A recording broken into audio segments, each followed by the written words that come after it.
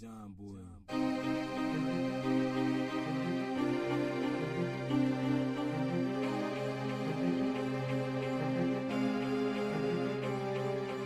Lessons from the screen, what we mean is we go through different documentaries to tell you what they gon' do. Give you our lessons, give them our blessings. If they trash, we tell you there is no second guessing. Knowledge is power, but time is precious. And we're here to keep you from them lessons. So sit back as we groove, giving you the review, so you only spend time on the dots that you need to. Welcome to Lessons from the Screen, the show where we give you a review of whether or not anything that you can get through any particular screen of any particular kind is worth your time. We waste our time, our energy, and our brain power so that you don't have to. Lessons from the Screen is sponsored by PAC-SYNC, a black activist, advocacy, and think tank with the purpose of increasing the quality of life for black people in America through education, culture, and economics. Check them out at www.pactsinc.org. That's pacsync.org. Become a member, leave a donation, or volunteer. Your choice. This week, it is Trending Tuesday, the first ever. We will take a look at the top 10 trending topics according to Google searches, in addition to a bonus listing from no earlier than the week prior, if we so choose. Today being the 26th of June, we will be going over the top 10 plus and giving you some insight as to whether or not we think these stories are worth your time based on whether or not we feel that they have a potential impact on your life and, of course, our own bias and interest. Now, we got to say this. Google trending topics, period, not just on Google, they fluctuate throughout the day. So we go based off the daily list, but at the time that we pull them, which is in the early part of the afternoon on the day of the show, they may or may not be what they are later on that day or when they end the day out. So keep that in mind. And without further ado, we bring to you this episode of Lessons from the Screen is Trending Tuesday. It's time for Trending Tuesday. Trending Tuesday. It's Trending Tuesday, y'all. Come on, let's go. So how this is going to work is we're going to count down from 10 to 1 from the least searched item on the trending bar at number 10 to the most searched item in the Google search, which would be trending at number 1. And once we get to the end, the show will be over. So, yeah, let's go ahead and get started. Number 10. So, Richard Harrison from Pawn Stars died today at 77 years old. He was known as the old man on the History Channel reality TV show Pawn Stars. The series, which started in 2009, is currently still running in its 15th season. It followed the story of a family-owned and run pawn shop on the Las Vegas Strip and has an IMDb rating of 7.2. I'm not sure how many people watch this because I don't, but it seems to be fairly popular. And that's not a shot against the show. I really just don't like reality TV. That's just me. But it's number 10, so we're covering it. I'm sure a lot of people will mourn his passing, though, because it is in the top 10 of trending Google searches. So if you're a fan of the show or just a fan of overall entertainment gossip, this might strike a nerve. If not, well, some would say that you are a cold-hearted son of a bitch and that you are a sociopath. But, you know, it's your prerogative. You can do what you want to do. It's your prerogative. Number 9. So at number 9, we have Caitlin Marriott. Now, Caitlin Marriott is a congressional intern to Senator Maggie Hassan, the Democrat from New Hampshire. And she saw Donald Trump and his entourage entering Speaker Paul Ryan's office on Capitol Hill to talk about immigration on June 19th. Overwhelmed by the emotion of such an occasion, as any person would be, she screamed out, and I gotta say, she was respectful. At least she said, "Mr. President." So, we got to give her points for that. But in any case, she was suspended for 1 week starting today and had her access to the Capitol complex severely restricted. And when the senator was pushed about what some are calling light treatment, fairly light punishment, the senator responded by pointing out that she is a young woman that is taking full responsibility for her actions, unlike the president. And this kind of comes all in the same week that the White House press secretary was asked to leave a restaurant by the owner because her staff didn't want to serve anyone from the quote-unquote inhumane and unethical administration, as well as protesters heckling Homeland Security Chief Kirstjen Nielsen while dining at a Mexican restaurant of all places. And they were heckling her with chants of shame, shame, shame, as well as various other things. So if you're into politics, no matter what side of the aisle you're on, you're going to enjoy following up on this story. It's going to give you fodder for, if you're a conservative, fodder for more of the deep state, railing against Donald Trump and trying to destroy his presidency. And if you're a liberal, you're going to be like, yeah, power to the people. She told him, blah, blah, blah. So there's a lot going on right now politically and a lot to digest. And no matter what side of the aisle you're on, there is a lot of food for you to digest. And even if you're not interested in politics, you really should be paying attention to politics. And I'm not going to get into all of that, but this is definitely a story, and not just this story in and of itself, but the entire trend of stories following public discourse around political figures is something that everyone definitely needs to be following for various reasons. Number 8. At number 8, we have Antonio Sabato Jr. Now, he has found himself back in the spotlight, capitalizing on Representative Maxine Waters' call, and she made a call for confrontation earlier. The representative put out a call to all liberals and caring Americans to get together in groups and confront the Trump administration whenever and wherever they see them.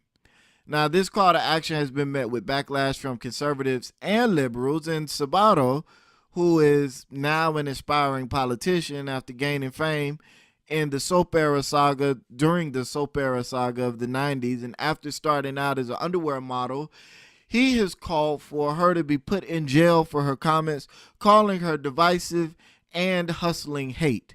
He also claims he was blacklisted in Hollywood for supporting Trump. And this goes back to search item number 9, trending item number 9, when we begin to talk about Caitlin Marriott and various people deciding that they want to take a stand for what they believe in.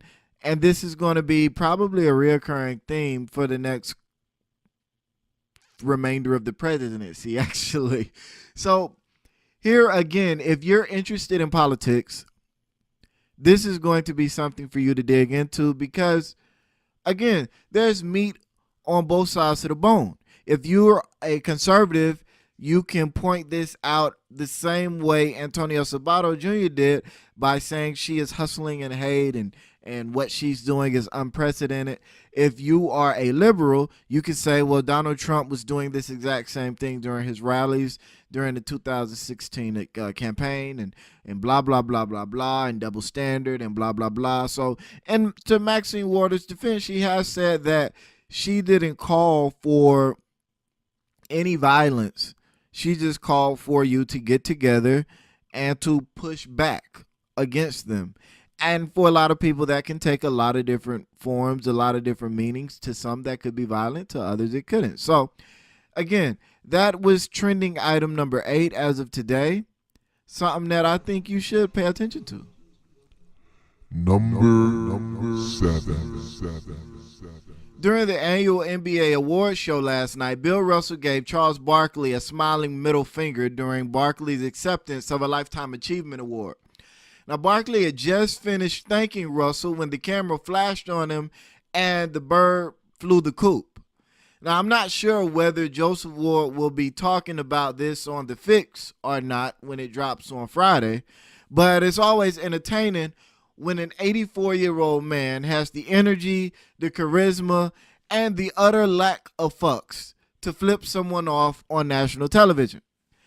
Russell said that he forgot that it was a nationally televised event and that the incident, his activity, was pure instinct. All that being said, everybody needs a little entertainment. Everybody can use a smile. I'm not sure if there's a backstory. I'm not sure if this goes deep or not. I really don't follow basketball like that anymore. But I'm sure if it is deep, if it does mean anything, if there is any story behind it other than just playfully going back and forth, you'll probably hear about it on the Friday's episode of the Fix Sports Podcast with Joseph Ward. That'll be dropping right here on the Freedom Train Network. Number 6. General Electric stocks gained about roughly 10% this morning after announcing plans to spin off its healthcare business and separate its stake in Baker Hughes. Baker Hughes is an oil field service company and it's one of the largest in the world. GE is trying to reduce its debt and refocus its business on its core components, and they are hoping that these moves will reduce the debt pile by $25 billion by 2020 and generate $500 million in corporate cost savings. Today is also the same day that GE is being replaced by Walgreens on the Dow, with GE being the last of the original members of the index remaining. They are now all gone. So this is a big day for GE, especially seeing that surge in their stock prices. That's very beneficial to a company that many analysts not too long ago were saying it's on its deathbed. I'm sure they're still saying it's on its deathbed, but these are interesting signs of life.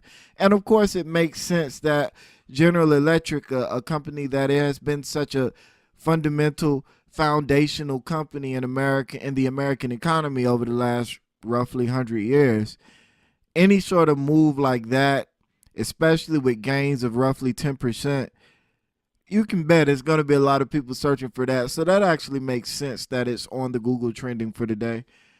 If you're interested in stocks, and you should be, if you're interested in investing, and you should be, if you're interested in the economy, and you should be, then this is going to be a story that you're going to want to follow, not just for the sake of GE, but for the sake of finding out what's going on, and for those of you that aren't already, getting in the know about what's going on, the life cycle of a corporation, especially one as instrumental and foundational as GE, being on its deathbed, that provides an interesting window into, or an interesting doorway into the world of stocks, bonds, and economics. So definitely encourage everybody to get involved in that. And us as a people, black people especially, we definitely need to be involved in stocks, bonds, investing, and everything else involved with economics, money, and business.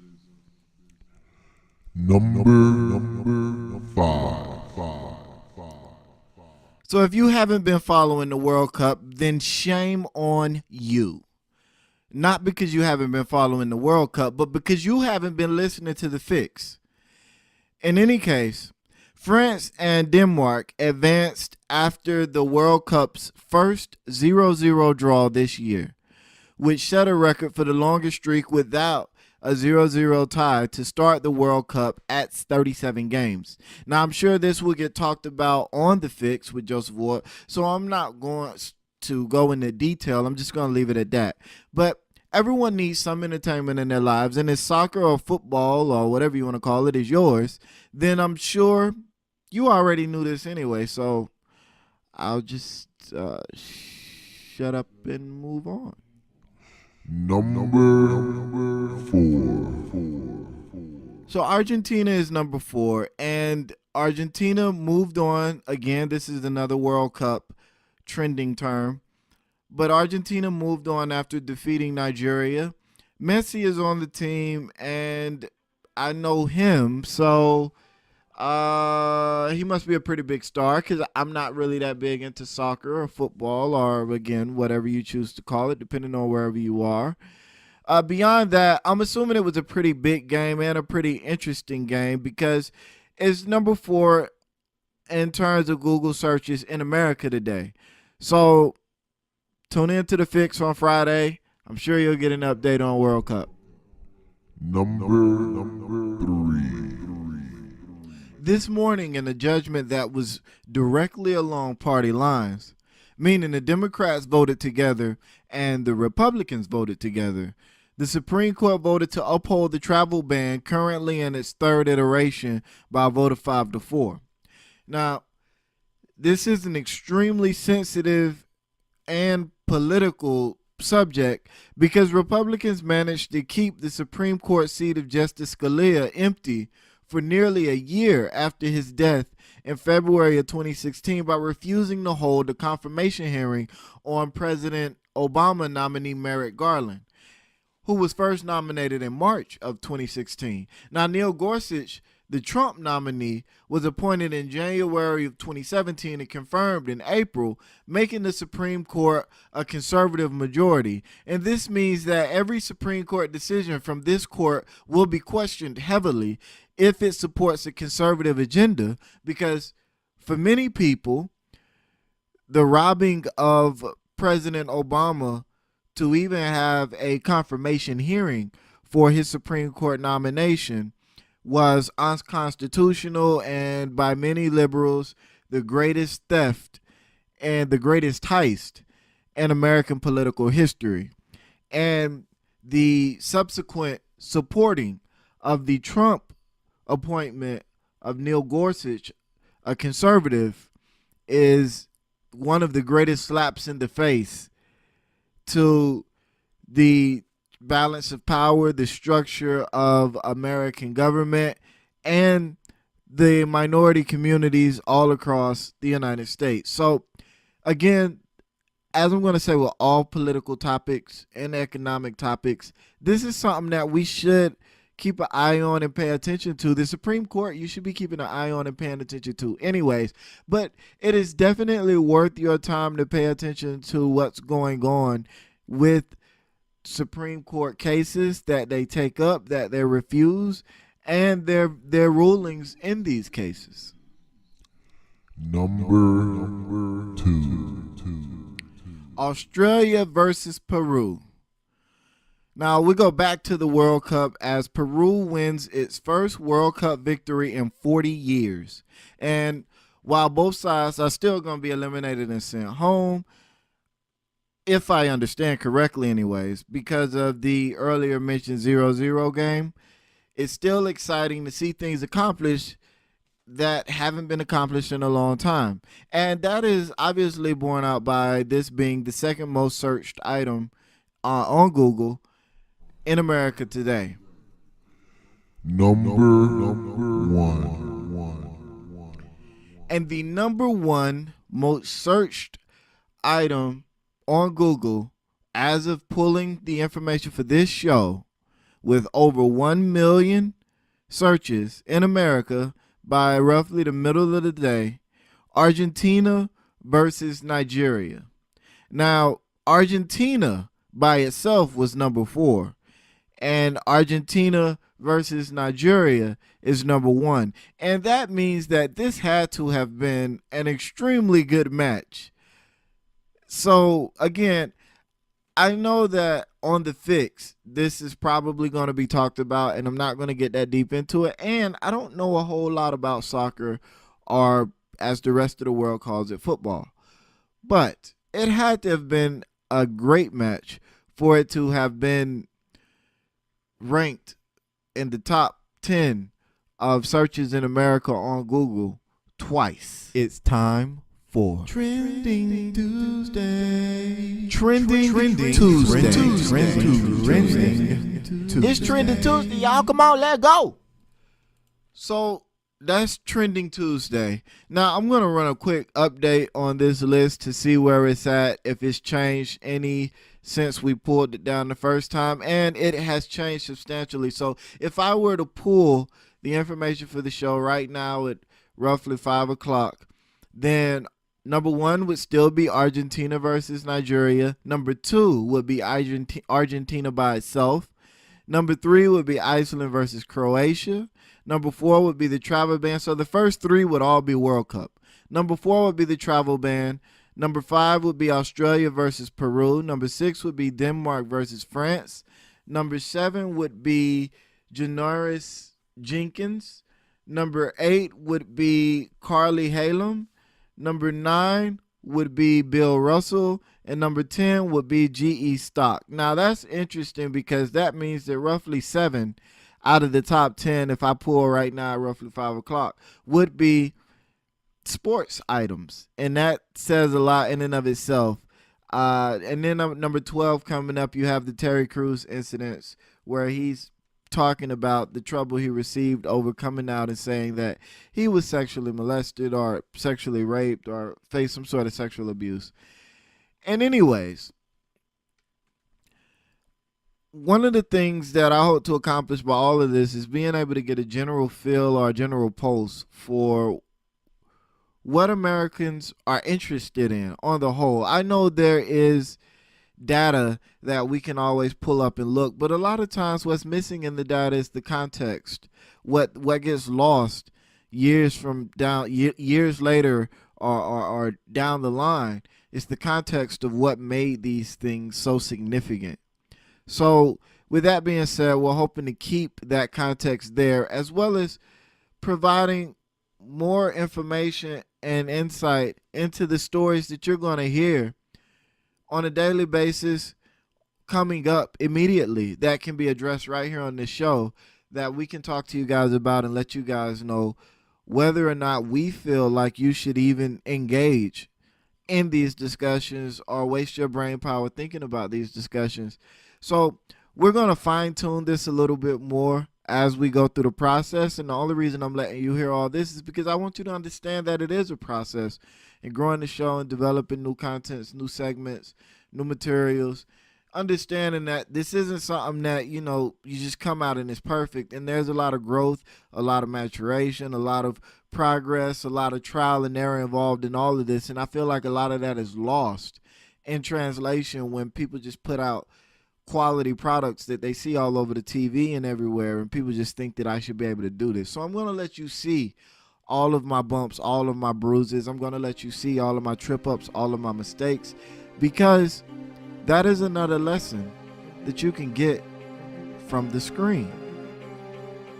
Lessons from the screen, what we mean is we go through different documentaries to tell you what they gon' do. Give you our lessons, give them our blessings. If they trash, we tell you there is no second guessing. Knowledge is power, but time is precious. And we're here to keep you from them lessons. So sit back as we groove, giving you the review, so you only spend time on the dots that you need to.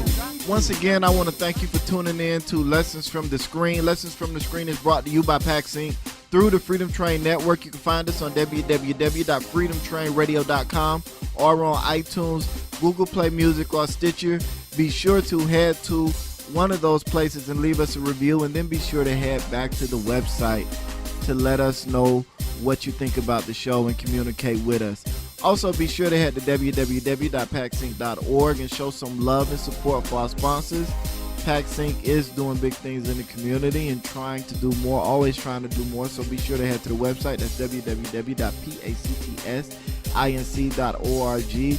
Donate, volunteer, become a member, talk about it, whatever. They can use your support. And once again, they are doing great things in the community.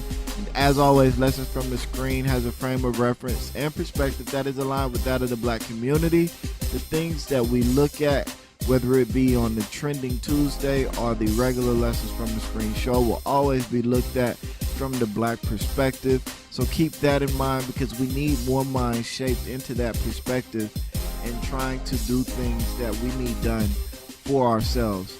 So with that in mind, again, thank you guys for listening in. Remember to tune in to the Freedom Train Radio. We have the app that's available that you can get from the website. It's in the Google Play Store. Sorry, it's not available on iTunes yet.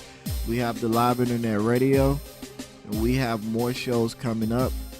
Thank you, thank you, thank you. And I will see you guys on Thursday for the next episode of Lessons from the Screen.